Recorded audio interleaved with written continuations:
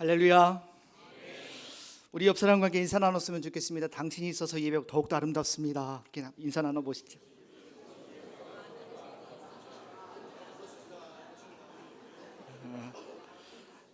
이제 좀 얼굴이 좀 피시는 것 같아요.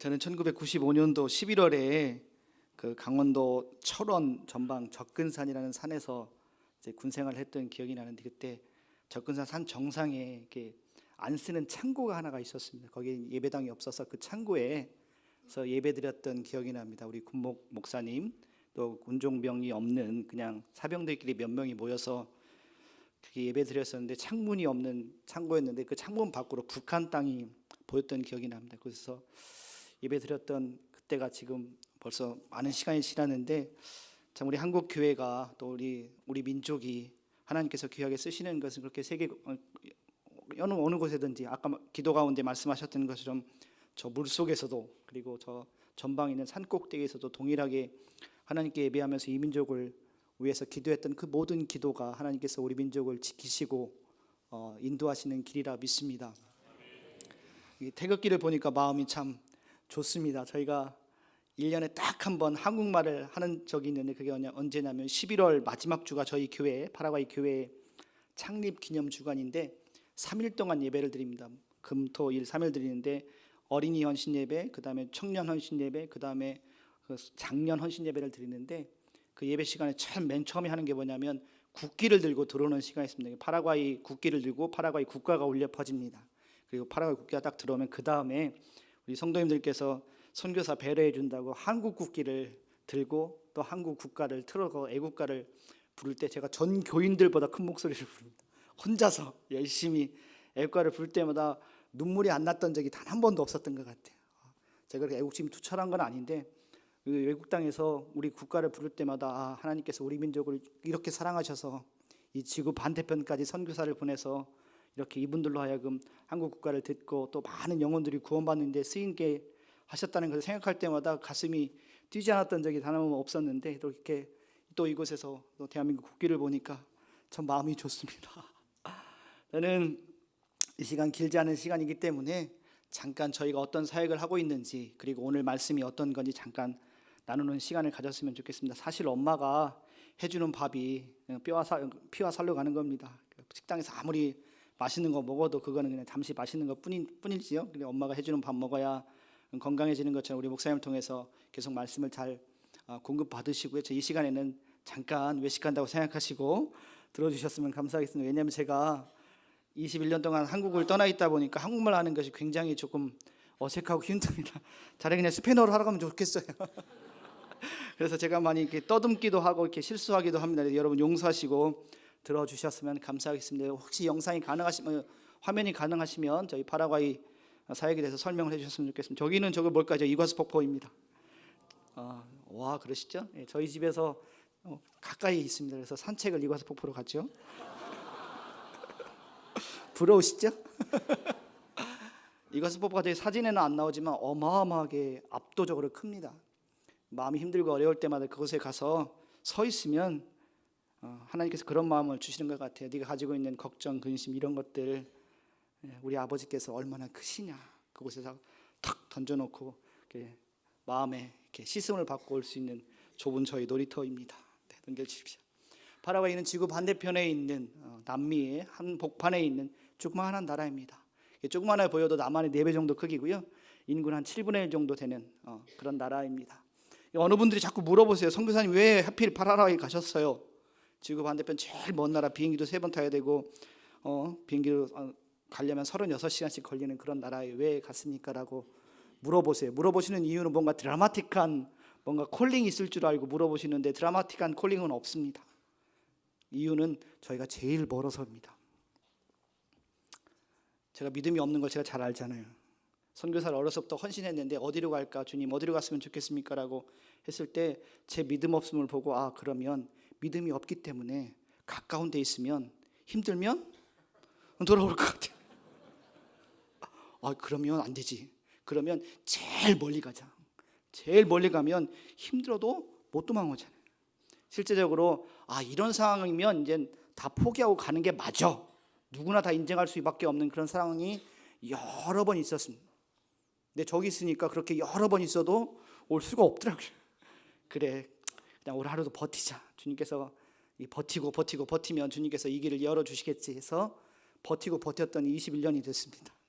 21년 동안 저곳에서 사역하면서 하나님께서 그 시간들마다 인도하셨고 또 은혜 주셔서 지금까지 사역을 잘 감당할 수 있게 은혜를 부어주셨습니다. 넘겨주시죠.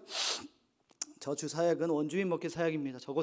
원래 저곳은 옥수수 밭이었어요. 옥수수 밭에 저랑 저희 집사람이랑 1살짜리 아이 안고 옥수수 밭에 처음에 예배당을 세우고 그곳에서 목회를 시작했습니다. 넘겨주십시오.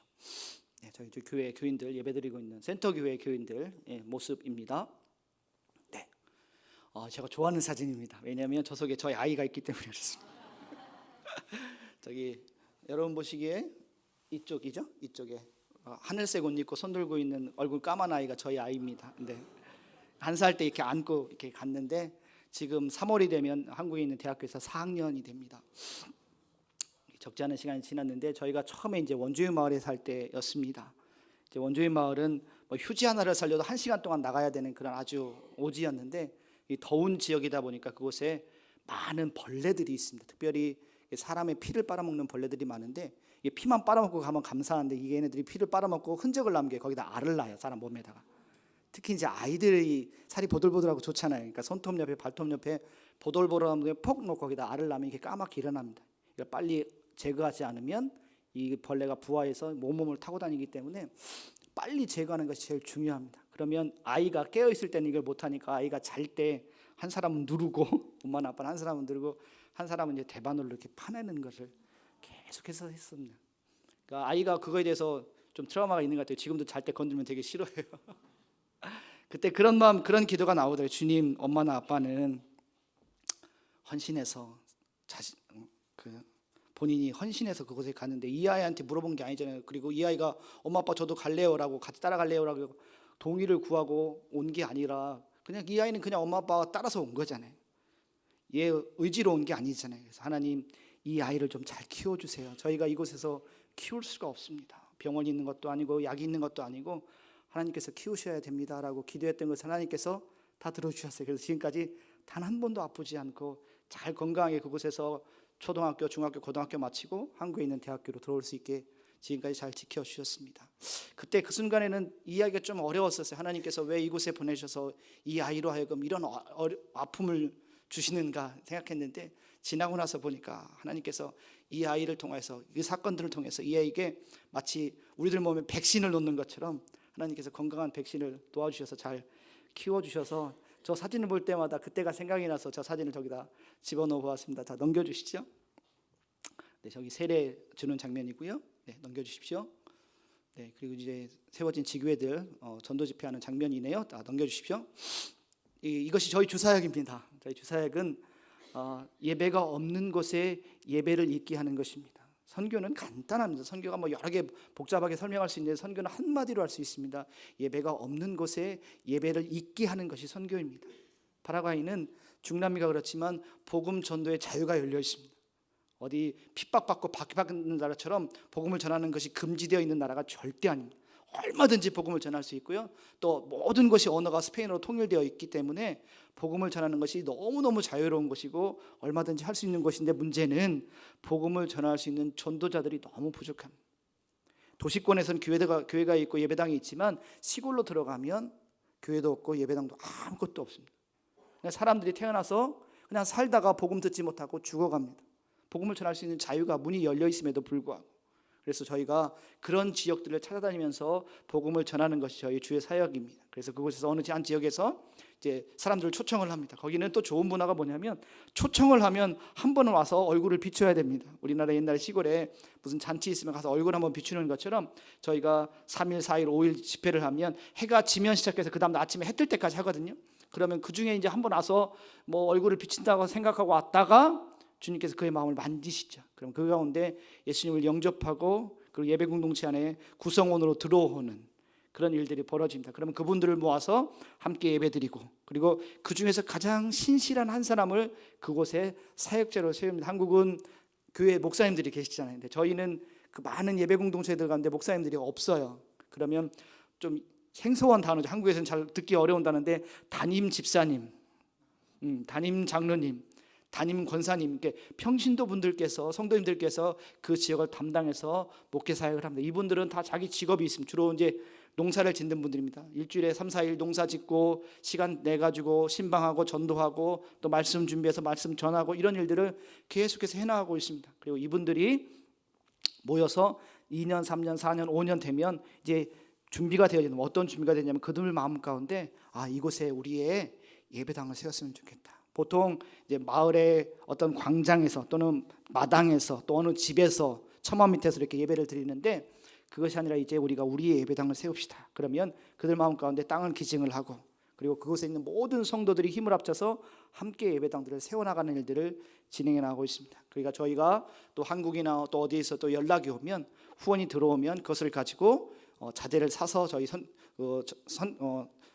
건축팀이랑 같이 들어가서 그들과 함께 예배당을 세웁니다. 예배당은 벽하고 지붕하고 바닥 콘크리트 칠하고 문하고 밭까지, 문하고 창문까지 딱 달고 비바람 피할 수 있을 정도만 딱 만들어 놓습니다. 그리고 이제 시간이 지나면 그곳에 있는 성도님들이 마음을 모아서 헌금해서 미장도 하고 타일도 깔고 그다음에 전기 시설도 하고 음향 시설도 하고, 이런 것들은 본인 성도님들이 하는 겁니다. 그러면 자기들 땅에다가 자기들 손으로 세운 예배당이기 때문에 선교사가 세워준 예배당이 아니라 자기들의 손으로 이루는 그 예배당이고, 그리고 자기들이 이 예배당을 세워나가기 때문에 그들이 그 예배당을 아주 사랑하는 마음으로 잘 사역을 해나가고 있습니다. 특별히 우리 사역자분들 한 사람 한 사람들이 어디에서 후원을 받아서 또 우리가 뭐 지원을 해서 하는 것이 아니라 본인들이 자기의 직업을 갖고 그 일들을 하기 때문에 모든 교회들이 한국말로 자립을 하고 있죠. 그래서 그것이 계속해서 예배당들이 세워지고, 그리고 제일 중요한 것은 그렇게 세워진 예배 공동체 가운데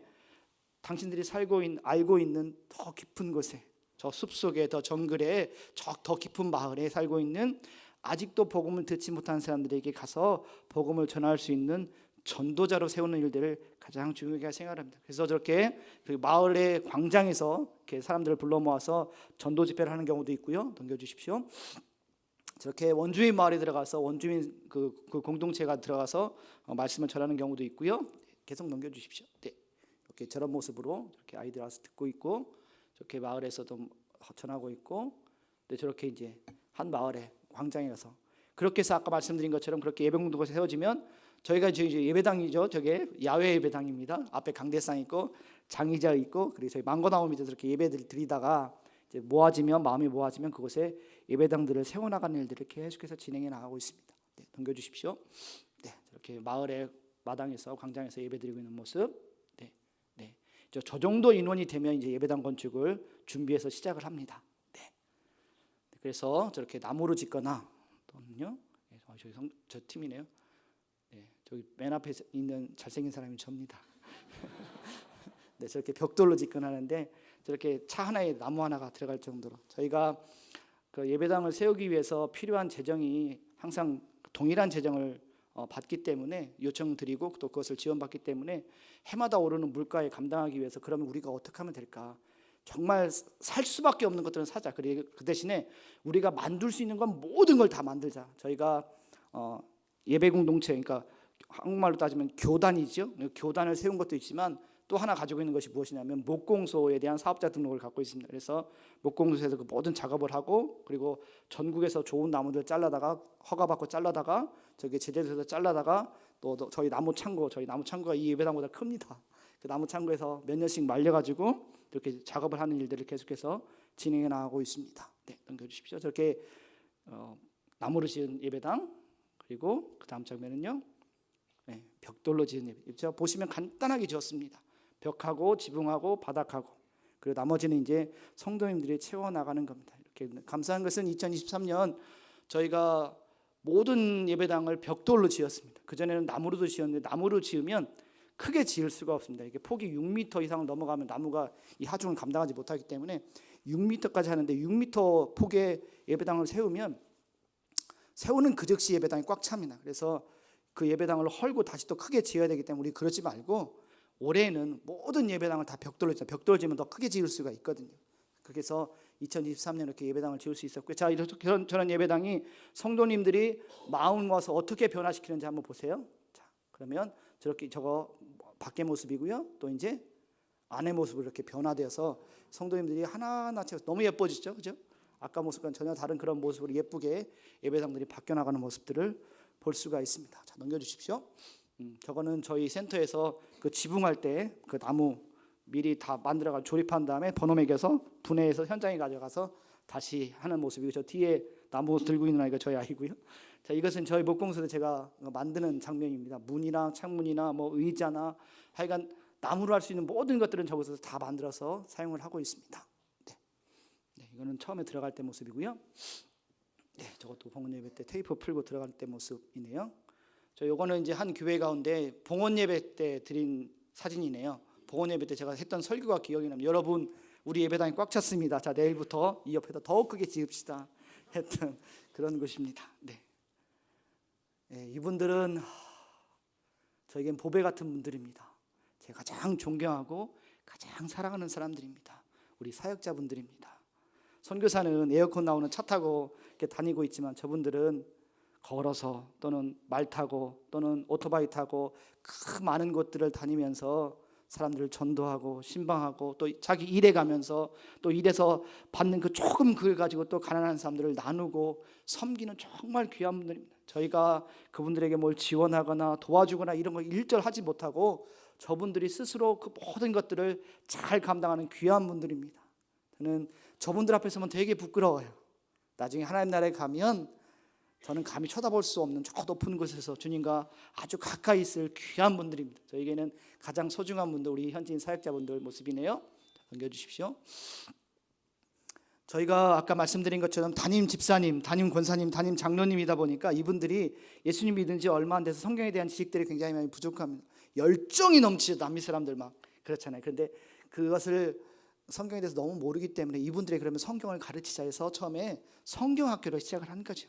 성경학교를 시작하다 보니까 이분들이 목회 활동을 하는데 도움이 될 수 있도록 이것저것 가르치다 보니까 신학교로 자동적으로 이렇게 자연스럽게 형성이 되었습니다. 그래서 저희가 처음에는 센터에 있는 신학교를 세웠다가 저희가 교회가 여러 군데에 나눠져 있다 보니까 그럼 권역별로 우리 교수들이 가서 거기서 수업을 하자리 해가지고 저희가 신학교를 여러 군데에서 설립해서 지금 운영을 하고 있습니다. 넘겨주십시오. 수업하는 장면 보시면 머리가 하얀 분도 있고 젊은 아가씨도 있고 그렇죠. 우리 사역자들의 연령대가 이렇게 다양해서 그런 모습이고요. 그 다음 모습 보면 1회 졸업시킬 때 모습입니다. 저 졸업생들이 그들 가운데 몇 사람이 자기도 이제 교수로 활동하게 돼서 지금 아주 열심히 활동을 하고 있습니다. 네, 넘겨주십시오. 자, 다음 장면이요. 자, 원주민 선교입니다. 사실 원주민은 그 땅의 주인들입니다. 근데 유럽에서, 스페인에서, 이탈리아에서 온 백인들이 와서 그 땅을 이제 정복을 한 거죠. 점령을 하고 그 원주민들과 혼혈이 되어서 있는 메스티조가 파라과이 국민의 95%입니다.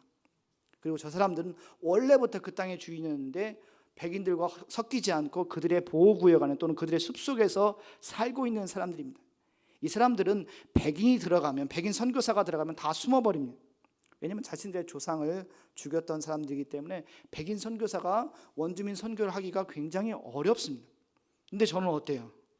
원주민처럼 생겼죠, 그죠? 예. 얼굴 까맣고 지금 이제 한국 와가지고 얼굴 하얘졌는데 얼굴 까맣고 눈 찢어지고 거기 또 다니는 여자아이들 보면 우리 딸이랑 똑같게 생겼어요. 우리 딸인가 싶을 정도로 엉덩이에 몽고 반점이 있는 그런 아이들이 있는 그런 지역은 이 동양인 선교사가 선교할 수 있는 가장 최적지입니다.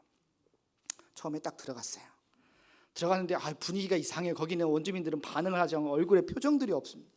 어떻게 하면 될까? 현지인 마을 들어가면 이 사람들은 막 굉장히 유쾌한 사람들이기 때문에 막 와가지고 막 말씀도 듣고 같이 예배하고 막 전도하고 너무 좋은데 원주민 마을은 그것이 거의 불가능합니다.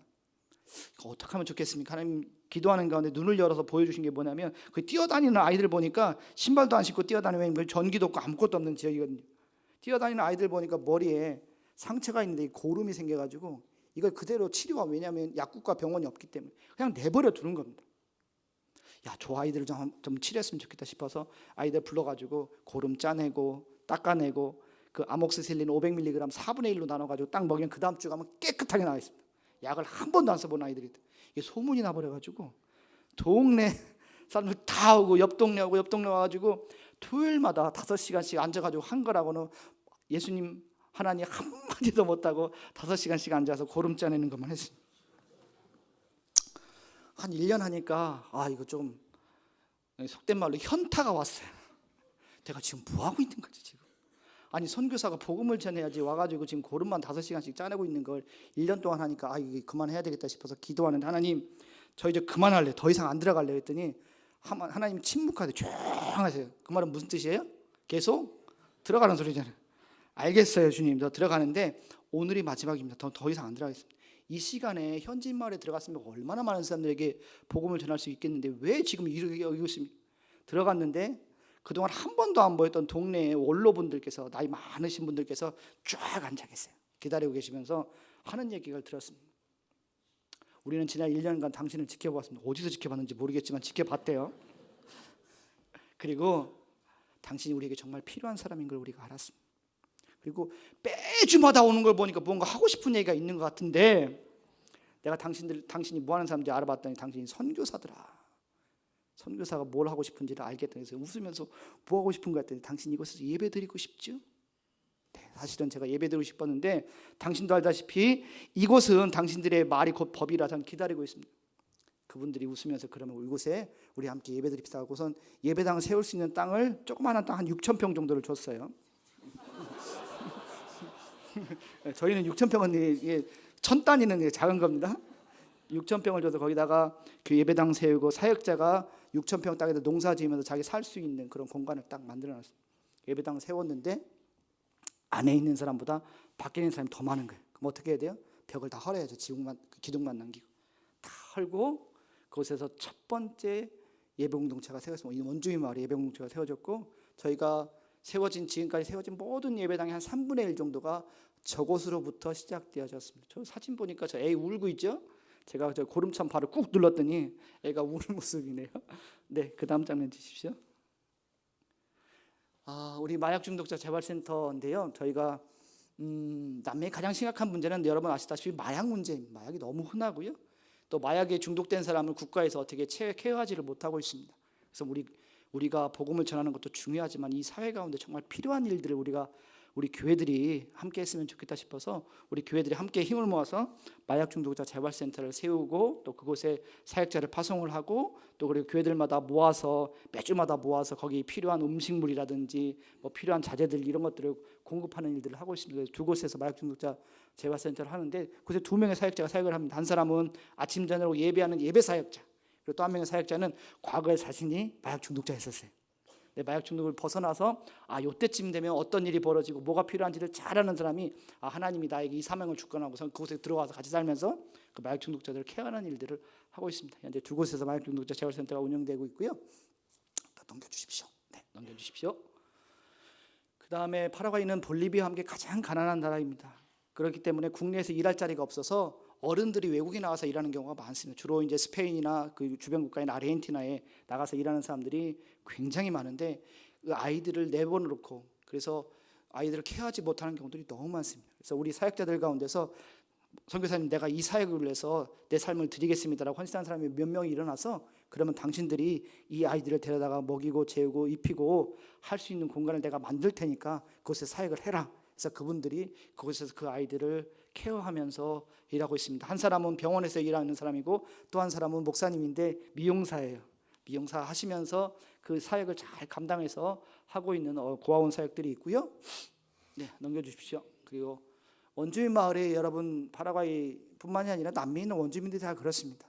그냥 기둥 4개 세워놓고 그냥 갈대 얹어놓고 사는 그런 정말 인간답지 않은 삶을 살고 있는 곳에 사람들이 살고 있습니다. 뭐 전기도 없고 물도 없고 수도도 없고 화장실도 없는, 그냥 마을 사람들끼리 정해놨어요. 여기는 큰 거, 저기는 작은 거, 이렇게 숲을 정해놨어요. 이 숲에서는 큰 거만 봐야 된다, 저 숲엔 작은 거만 봐야 된다, 이런 식으로 해놨기 때문에 정말 이 사람들이 인간답게 살 수 있는 공간을 좀 한번 만들어보자 해서 원주민 마을에 집을 짓는 사역들을 계속해서 우리 사역자들이 감당해 나가고 있습니다. 저게 모습이죠. 밖의 모습이고 집의 보통 모습이고요. 저건 안에 내부의 모습입니다. 저런 곳에서 한 10명씩 삽니다.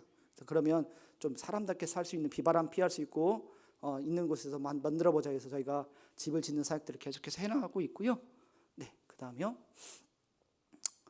저 자막을 없애야 된다. 자막이 있어가지고 뭔지 알겠죠? 네. 자막이 없으면 저게 뭐야? 마국간인가 생각하는데 저게 학교입니다. 원주민 마을에 보통 학교가 저런 식으로 되어 있는 곳들이 많습니다. 그래서 저희가 이 원주민 아이들에게 학교를 세워서 이 아이들이 공부할 수 있는 공간을 좀 만들어주자.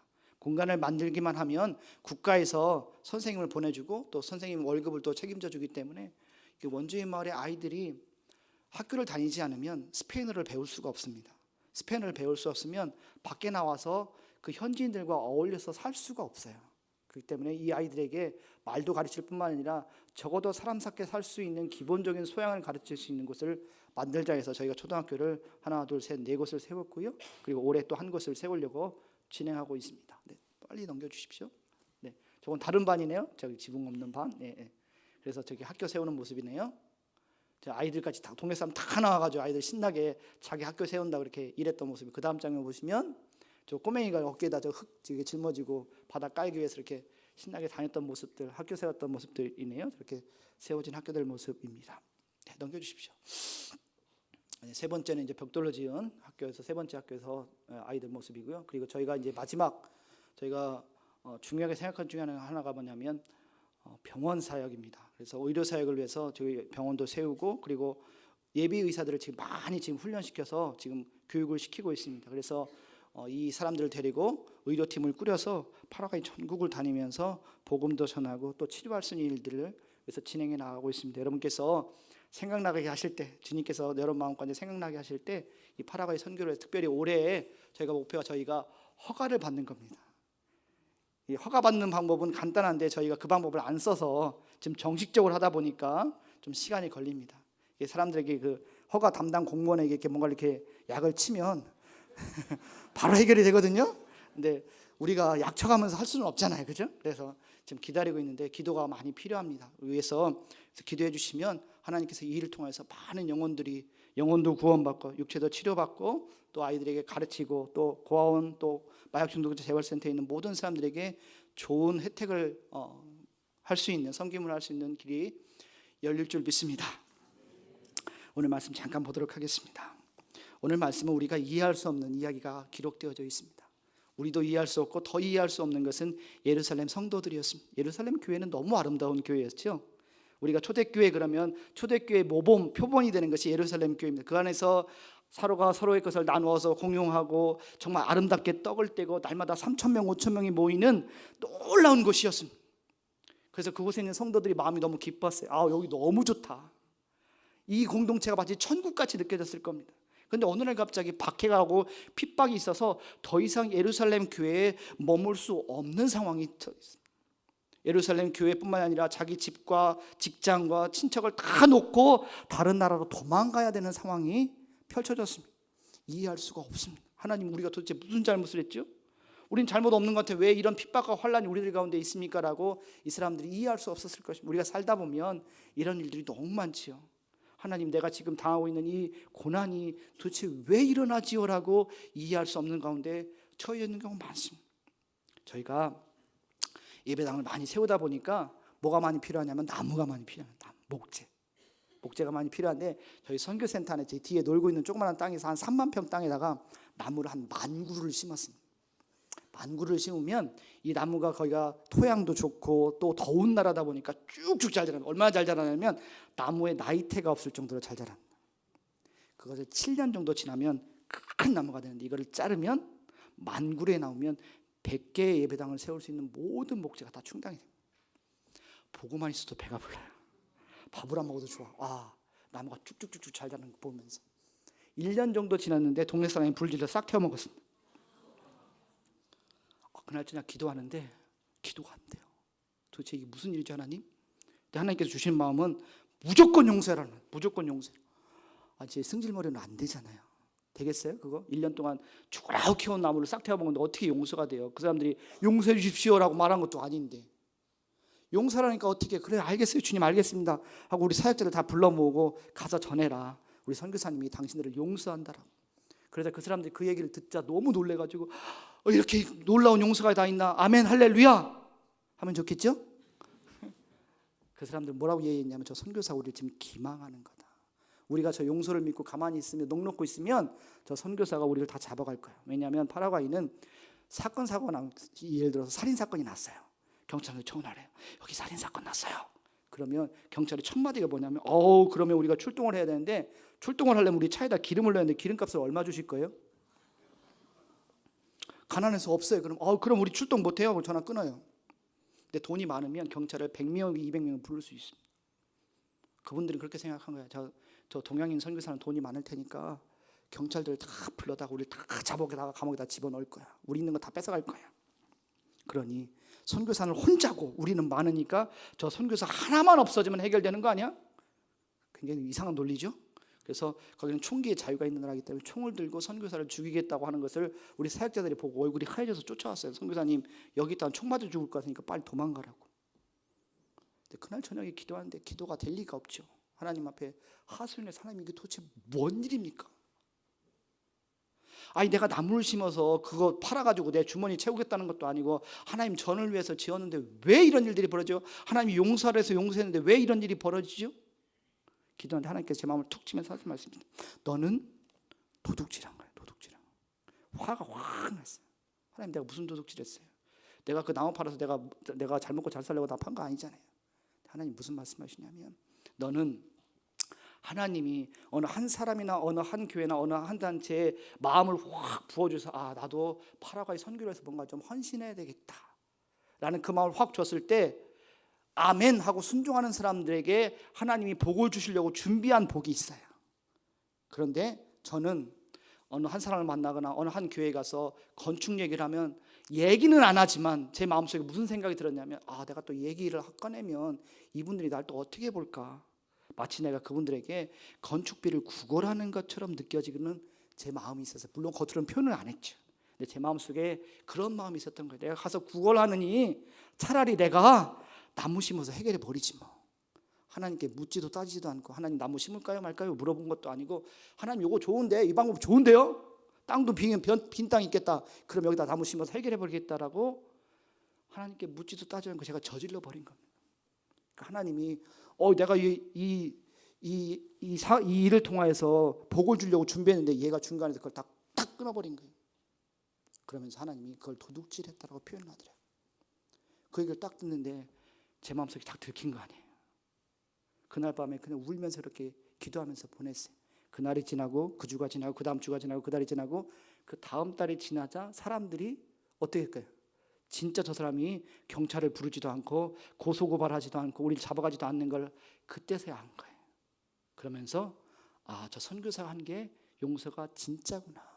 그들은 한 번도 평생 보지도 듣지도 경험해 보지도 못한 하나님의 용서를 처음 경험한 거예요. 그때 마음이 열렸습니다. 여러분, 선교 활동을 하다 보면 제일 어려운 지역이 어디냐면 도시빈민들입니다. 시골은 마음들이 순박해가지고 마음이 부드러워요. 근데 도시 빈민들 설교하는 게 제일 어렵습니다. 삶 자체가 강팍하기 때문에 마음이 힘들어요. 저희 그 지역이 바로 그런 지역이었습니다. 저희 전도들이 여러 번 들어가서 복음을 전했는데 콧등으로도 안 들었어요. 그런데 그 사건이 있고 나서 그 사람들이 마음이 열렸어요. 이게 정말 하나님이 살아계시구나. 하나님이 아니라면 어떻게 사람이 저걸 용서할 수가 있어. 마음이 열렸어요. 그리고 그곳에 복음이 들어갔고 그들이 복음을 받아들였고, 그래서 조그마한 예배당을 세웠고, 이거 예배당이 꽉 차서 더 큰 예배당을 세우고, 그리고 그곳의 사역자는 총 들고 저 죽이겠다는 사람 중에 한 사람이 사역자가 됐습니다. 그 순간에는 몰랐죠. 그 순간에는 왜 이런 일이 내게 벌어집니까? 난 잘못한 거 없는 것 같은데 내 삶 가운데 왜 환란이 있습니까? 내 삶 가운데 왜 문제가 있습니까? 라고 그럴 수밖에 없잖아요. 제가 풍토병을 여러 번 겪어서 사경을 많이 헤맸습니다. 한 번은 의사가 당신은 살 가능성이 없다고 얘기한 적도 있었어요. 풍토병에 걸렸을 때, 그 다음에 새로운 곳에 전도하러 들어가면 동양 사람 돈 많다는 이상한 소문이 있어서 머리에다 총겨놓고 돈 내라는 그런 강도들 만난 수많은 일들이 있었는데, 그 일들을 다 지나고 나서 보니까 하나님이 그것을 위해서 이 교회를 세우고 이 공동체를 세우고 이 사람들을 구원하시기 위해서 그런 일들이 있었구나라는 것을 알게 되었습니다. 자, 오늘 말씀을 보면 이 예루살렘 성도들이 쫓겨났어요. 이스라엘 땅에 살 수가 없어서 외국까지 나갔어요. 외국까지 나갔는데 20절에 보면 그 중에 몇몇 사람들이 하나님이 우리를 왜 여기를 보내셨는지를 깨달았어요. 우리가 예루살렘만 있으면 우리는 좋은데 예수 그리스도의 십자가의 보혈이 우리들만 끝나는 거예요. 예수 십자가의 보혈이 예루살렘에만 한정되는 거예요. 네, 예수님께서 예루살렘 성도들만 해서 죽으셨나요? 아니시죠. 그의 보혈의 피가 예루살렘 성과는 비교할 수도 없는 저 예루살렘 성 밖에 있는 저 수많은 영혼들을 위해서 예수님께서 죽으셨다는 것을 그들이 깨달았어요. 그럼 우리가 이 쫓겨난 이 자리, 도망온 이 자리에서도 예루살렘과 동일하게 하나님 말씀을 전하라고 하나님이 우리를 여기를 보내셨구나 하는 것을 깨닫고 누구에게? 헬라인에게 복음을 전하는 장면을 기록하고 있습니다. 여러분, 그 당시는 로마가 칼과 창으로 전 지중해를 점령하고 있을 때입니다. 그런데 로마 이전에 누가 있었냐면 헬라 그리스가 철학과 문화와 종교로, 철학으로, 지식으로 그 지역을, 전 지중해를 점령하고 있었습니다. 헬라 사람들은 너희들은 지금 로마 사람들, 너희들은 비록 지금 칼과 창으로 우리를 점령하고 있지만 곧 이어서 우리의 문화와 철학으로 너희를 재점령할 거예요. 실제적으로 그렇게 됐잖아요. 로마 가서 보니까 이 헬라의 철학과 문학이 너무 뛰어난 거예요. 거기 완전히 빠져버리죠. 그래서 그 당시에 헬라인 그러면 가장 똑똑한 사람, 가장 지적으로 충만한 사람, 가장 콧대가 높은 사람, 잘난 척하는 사람이라고 생각하고 있었습니다. 자, 쫓겨난 유대인들의 입장에서 보면 마치 유치원생이 대학생을 보는 것 같은 거예요. 내가 감히 저 사람들한테 뭘 가르칠 수 있겠어? 과연 저 사람들이 들을까? 저 사람들은 자기들 잘난 맛에 사는 사람들이고 자신들의 철학과 자신의 지식을 자랑하는 사람들인데 과연 저 사람들이 우리들 말을 들을까? 라고 생각할 수밖에 없잖아요. 우리의 상식으로는 그렇습니다. 그러나 그들은 상식 밖의 행동을 합니다. 여러분, 기적은요, 상식 밖에 순종했을 때 기적이 일어납니다. 우리가 늘 우리의 상식과 우리의 지식과 우리의 한계 안에서만 기도하고 하나님께 구하면 하나님의 기적이 우리들 안에서 활동할 수 있는 터전이 없어요. 근데 하나님이 가끔가다 우리에게 상식 밖의 말씀을 주실 때가 있어요. 상식 밖의 요구를 하실 때가 있어요. 하나님, 내가 전도하려고 하는데 저 사람은 안 돼요. 저 사람은 도무지 안 될 거라고 미리 우리가 생각하는 사람들이 있잖아요. 그런데 갑자기 하나님이 마음을 주셔요. 저 사람에게 복음을 전해야 된다. 자꾸 부담을 주셔요. 제발 그런 부담 안 줬으면 좋겠는데 자꾸 부담을 주실 때가 있어요. 그럼 어떻게 해야 돼요? 그때 순종하면 21절에 무슨 일이 일어나죠? 주의 손이 함께 하십니다. 여러분, 우리 힘으로 되나요? 안 돼요. 해보셨잖아요. 여기 안 해보셨나요? 다 해보셨죠? 전도 해봤는데 안 될 것 같아. 왜냐하면 내 지식과 내 말빨로 하려니까 안 되죠. 그런데 뭐가 있으면 주의 손이 함께 하니까 놀라운 일들이 벌어집니다. 도무지 안 믿을 것 같은 사람, 도무지 마음을 안 열 것 같던 헬라인들이 마음을 열게 되고요, 그 안에 놀랍게 아름다운 공동체 안디옥 교회가 형성이 됩니다. 여러분, 안디옥 교회 나중에 26절에 보면 뭐라고 호칭이 되냐면, 세상 사람들이 뭐라고 하냐면 최초의 그리스도인이라고 호칭을 받아요. 여러분, 최초의 그리스도인이 예루살렘 교회 성도들한테 붙인 호칭이 아닙니다. 로마 교회 교인들이 받은 영광스러운 호칭이 아닙니다. 이 영광스러운 호칭을 어디서 받냐면 안디옥 교회에서 처음 받았어요. 안디옥 교회는 저 지방에 있는 아주 조그마한 굴속 교회입니다. 이스라엘 땅에 있는 교회도 아니에요. 그런데 그들이 그런 놀라운 영광스러운 호칭, 여러분, 최초의 그리스도는 얼마나 영광스러운 호칭, 그걸 받을 수 있었던 것은 그들이 헬라인에게 복음을 전하고 도무지 안 될 것 같은 그 사람들에게 복음을 전했을 때 하나님의 손이 함께하는 역사가 막 벌어지니까, 이야, 저기는 정말 대단한 곳이다. 저곳이 바로 그리스도인들이 있는 곳이라고 그 영광스러운 호칭을 받을 수가 있었습니다. 여러분, 2024년 이제 한 달이 지나고 있습니다. 앞으로 11달이 남았습니다. 이 11달 어떻게 보낼까요? 주님의 손이 함께하는 역사가 일어난다면 정말 놀랍겠죠. 지금까지 살아온 무수한 그 시간들보다 정말 특별한 한 해, 주님과 동행하는 한 해가 되어질 줄 믿습니다. 제가 계속 교회 건축을 하다 보니까 제가 건축 끝날 때마다 드리는 기도 제목이 똑같아요. 주님, 이게 마지막입니다. 너무 힘이 드니까, 몸이 너무 아프니까, 이게 매일 이게 노동을 해야 되니까 힘드니까, 주님, 이게 마지막입니다 라고 기도하는데, 그런 기도에는 응답 안 하세요? 복원 예배 때 성도들이 꽉 차가지고 기뻐가지고 함께 찬양하고 이 모습을 주님이 다 보게 하세요. 그럼 어떻게 다 알았어요 또 할게 하는데, 건축을 하다 보면 매일 저녁에 하는 일이 있어요. 씻고 밥 먹고 씻고 이제 하는 일이 파스를 이게 손목에다가 붙이는 겁니다. 그리고 압박붕대를 있는 힘껏 감는 겁니다. 이러지 않으면 새벽에 깹니다. 몸이 아파서. 그럼 깨면 막 울어요. 너무 아파가지고 제가 고통을 잘 못 참아서 막 울어요. 그럼 저희 집사람이 막 주물러줘야 겨우 이제 잠이 들 수가 있습니다. 그거 안 하려면 파스 붙이고 붕대를 감는. 이제 한국에 오면 첫 번째 하는 것이 그러니까 파스를 박스채에 주문을 합니다. 택배로 주문해가지고 딱 이러면 마음이 든든해요. 1년 동안 파스 붙이게 됐다. 근데 어느 날 기도하는데 제 마음 가운데 좀 서글픈 마음이 들더라고요. 30대 후반부터 그랬거든요. 하나님, 내가 선교사로 와서 이렇게 몸이 이렇게 아프고 힘들면 어쩌죠? 제 마음이 좀 마음이 힘드네요 라고 하나님께 좀 하소연 같은 하소연을 했습니다. 하나님께서 뭐라고 말씀하셨냐면, 그것이 내가 하나님이 네 몸에 새긴 사인, 하나님의 사인이라고 말씀하셨어요. 우리가 나중에 이제 주님 앞에 설 거 아니에요, 그죠? 우리 모두 다 주님 앞에 섭니다. 그것이 언제일지 모르지만, 근데 주님이 동일하게 여러분에게 물어보실 거예요. 너 뭐 하다 왔니? 너 이 땅에서 뭐 하다 왔니? 라고 물어보실 거 아니에요. 저에게도 그렇게 물어보실 것 같아요. 임 목사야, 너 뭐 하다 왔니? 라고 물어보면 저는 아무 말씀도 안 드리고 제 손을 이렇게 주님 앞에 올려드릴 거예요. 그럼 주님이 제 손을 꽉 잡아주실 거예요. 그래, 내가 알지. 여러분, 주님이 손 잡아주시면 도대체 뭐가 걱정이에요? 여러분, 믿음의 반대말이 뭐예요? 걱정이에요. 걱정. 믿음의 반대말은 불순종이 아니에요. 믿음 없음이 아니에요. 걱정이에요. 걱정. 주님이 함께하면 걱정할 거리가 없잖아요. 여러분, 2024년 한 해가 걱정 없는 한 해가 되어지려면 주님과 함께하면 됩니다. 여러분, 우리가 주님과 동행한다는 것은 주님이 저 앞에 가고 나는 막 헐레벌떡 뛰어가는 건 동행 아니잖아요, 그죠?